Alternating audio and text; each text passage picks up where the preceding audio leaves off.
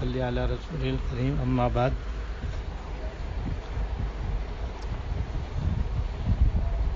شیخ الاسلام حضرت مولانا محمد تقی عثمانی صاحب دامت برکاتہم کے ساتھ جو سانحہ ہوا سب ہمارے علم میں ہے. ایک دو باتیں اس میں ہم سب کے لیے قابل عمل ہیں. ایک یہ کہ جس وقت حضرت تشریف لے جا رہے تھے تو قرآن شریف کی تلاوت میں مشغول تھے اور سورہ کہف کی تلاوت فرما رہے تھے. فرمایا کہ میں نے رات کو بھی سورہ کہف پڑھ لی تھی لیکن اب دوبارہ پڑھ رہا تھا میں. اور سورہ کہف کی آپ نے یہ فضیلت انشاءاللہ سن رکھی ہے کہ جو سورہ کہف کی تلاوت کا معمول بنائے گا اور جمعہ قرآن سورہ کہف کی تلاوت کرتا رہے گا اللہ تعالیٰ اس کو دجال کے فتنے سے محفوظ رکھے گا. اور دجال کا فتنہ اس زمین کا سب سے بڑا فتنہ ہے اور یہ مرنے والوں پر بھی ہوگا زندوں پر بھی ہوگا. اس لیے آپ یہ نہ سمجھیں کہ بھئی ہم تو اس وقت تک مر چکے ہوں گے تو ہمیں پڑھنے کی کیا ضرورت ہے. نہیں، وہ مردوں کو زندہ کر کے بھی وہ آزمائش میں ڈال دے گا، اللہ بچائے. اس لیے پابندی کے ساتھ ہر جمعے سورہ کہف پڑھنی چاہیے. اس لیے کہ دجال کے فتنے کے مقابلے میں یہ تو بہت چھوٹا سا فتنہ تھا، لیکن دیکھو اس فتنے میں بھی دشمن نے اپنی طرف سے کوئی کسر نہیں چھوڑی تھی. لیکن اللہ تعالیٰ کے کلام کی برکت، سورہ کہف کی برکت، کہ اللہ پاک نے کس طرح بال بال محفوظ رکھا. اس سے ہمیں سبق لینے کی ضرورت ہے اور پابندی کے ساتھ سورہ کہف پڑھنے کا معمول ہونا چاہیے.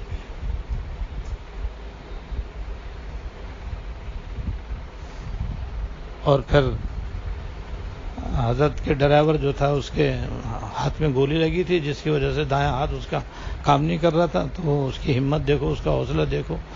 حضرت نے کہا بھی کہ بھائی میں گاڑی چلا لیتا ہوں. کہا حضرت یہ ہرگز نہیں ہوگا، آپ تو بس جلدی سے آپ گردن نیچی رکھیں اپنی. اور جیسے کیسے وہ گاڑی بھگا کر کے لیاقت نیشن میں لے گیا. وہاں پر حضرت نے ان زخمیوں کو وارڈ میں داخل کیا اور خود جمعہ پڑھنے کے لیے لیاقت نیشنل کی مسجد میں تشریف لے گئے. کتنا حوصلہ اور کیسی ماشاءاللہ ہمت، یہ ہے ہمارے لیے قابل عمل کہ ایسے موقع پر بھی نماز نہیں چھوڑی حضرت. کوئی اور ہوتا تو اس کے تو ہوش اڑ جاتے، نماز بھی شاید چھوڑ دیتا. لیکن وہی نماز جب فرض ہے تو بس، چاہے بیماری ہو، چاہے حادثہ ہو، چاہے سانحہ ہو، جب تک ہوش آواز بجائے تو نماز پڑھنا اپنی جگہ پر فرض ہے.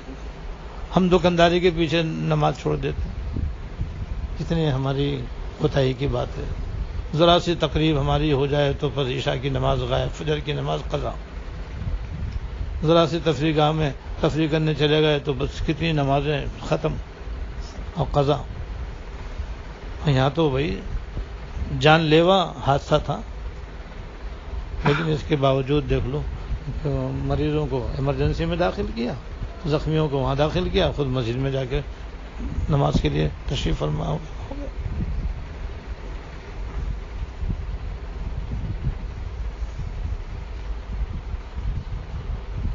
اس لیے ہمیشہ اللہ تعالیٰ کا ذکر کثرت سے کرنے کا معمول ہونا چاہیے. یہ جو دل مضبوط ہوتا ہے نا، یہ اللہ تعالیٰ کا ذکر کثرت سے کرنے سے اور تقوی اختیار کرنے سے ہوتا ہے. ورنہ انسان کا دل ہی بیٹھ جائے ایسے موقع پر.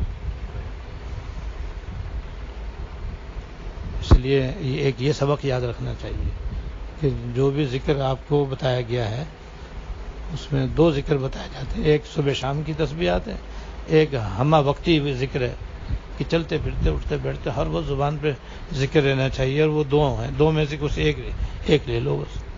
یا تو لا الہ الا اللہ، لا الہ الا اللہ، لا الہ الا اللہ، بس چلتے پھرتے اٹھتے بیٹھتے زبان پہ رکھو. بس جب بات کرنی ہو بات کر لو، جب بات نہیں کر رہے ہو تو لا الہ الا اللہ پڑھتے رہو. تسبیح بھی لینا کوئی ضروری نہیں ہے، لیکن دل و جان سے لا الہ الا اللہ کا پڑھتے رہو.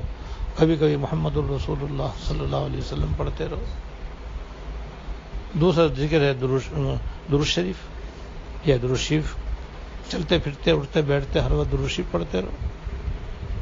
تو اللہ کے ذکر کی برکت ہے کہ اس سے بندہ محفوظ بھی رہتا ہے اور اس کا دل مضبوط بھی رہتا ہے. اور اللہ تعالیٰ کی حفاظت ایسی حیرت انگیز کہ پیچھے سے بھی گولیاں جا رہی ہیں تو ڈرائیور کی طرف جا رہی ہیں یا جو محافظ ہے اس کی طرف جا رہی ہیں. حضرت پیچھے بیٹھے ہوئے ہیں, گھر والے بھی پیچھے بیٹھے ہوئے ہیں, دونوں سورہ کہف کی تلاوت میں مشغول ہیں, بچے بھی ہیں, ان کے اوپر شیشے ٹوٹ کے گر رہے ہیں, لیکن حضرت اللہ پاک نے اپنی حفاظت میں لیا ہوا. یہ تقوی کی برکت ہے, ذکر اللہ کی برکت ہے, یہ تلاوت کلام پاک کی برکت ہے, اور دعا انس کی برکت ہے. مولانا عمران ارشد صاحب نے مجھے بتایا کہ دعا انس بھی پڑھی ہوئی تھی. یہ تو دعا انس تو پچھلے دور میں جب کراچی کے اندر امن و امان ختم تھا اور قتل و غارت گری کا بازار گرم تھا, ایسے حیرتناک واقعات سامنے آئے ہیں. میں ایک ہی واقعہ نیو ٹاؤن کا سنا دیتا ہوں آپ کو.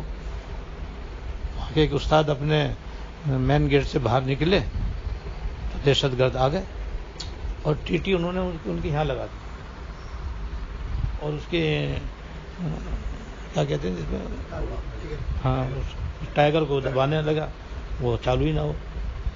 پھر انہوں نے اس کو ہٹایا, وہ حضرت کھڑے ہوئے ہیں وہیں, تو اس نے اسے ٹھیک کیا, پھر لگایا, پھر نہ چلے, دوبارہ لگا, پھر نہ چلے, آخر وہ بھاگ گیا. کسی نے پوچھا حضرت کیسے بچ گئے؟ میں دعا انس پڑھ کے آیا تھا, اس لیے میں مطمئن تھا کہ چلائے گا کیسے. ایسا واقعہ یہی حضرت کیا دیکھ لو بھائی, حضرت فرما رہے کہ گولیوں کی بارش ہو رہی تھی ہم پر چاروں طرف سے, کیونکہ وہ چاروں طرف سے ہم گولیاں برسا رہے تھے, گولیاں برس رہی تھی. مگر وہ یہ ایسے واقعہ ہو گیا جیسے افغانستان میں جب روس سے مجاہدین کی اور طالبان کی جنگ جاری تھی, تو ایک طالب نے جو مجاہد تھا اس نے اپنا لباس دکھلایا کہ اس کا کرتا بھی اور اس کی شلوار بھی بالکل جھری ہو رہی تھی گولیوں سے. یعنی لباس کا کوئی حصہ ایسا نہیں تھا جہاں سے گولی پار نہ ہوئی ہو. تو کہتے ہیں مجھے اس دن یقین ہو گیا کہ گولی سے آدمی نہیں مرتا ہے, وقت آنے سے مرتا ہے. ورنہ آپ دیکھ لو, میرا لباس دیکھ لو, یہ پہننے قابل نہیں ہے, اس کے ہر حصے سے گولی گزری ہوئی ہے, لیکن میں تمہارے سامنے زندہ سلامت ہوں. تو بھائی جس کی موت آئی ہے گولی اسی کو مارتی ہے, اور نہیں تو نہیں مارتی. گولیاں بھی وہاں افغانستان میں یوں چلتی تھی, رات کے ٹائم دیکھتے تھے تو تھوڑی دیر میں جیسے پٹاخے آتے ہیں نا, ایسے یوں چلتے ہوتے ہیں. اب جس کی شہادت لکھی ہے اس کو جا کے لگ جاتی ہے, جس کی شہادت نہیں لکھی ہے اس کو ہاتھ بھی نہیں لگاتی.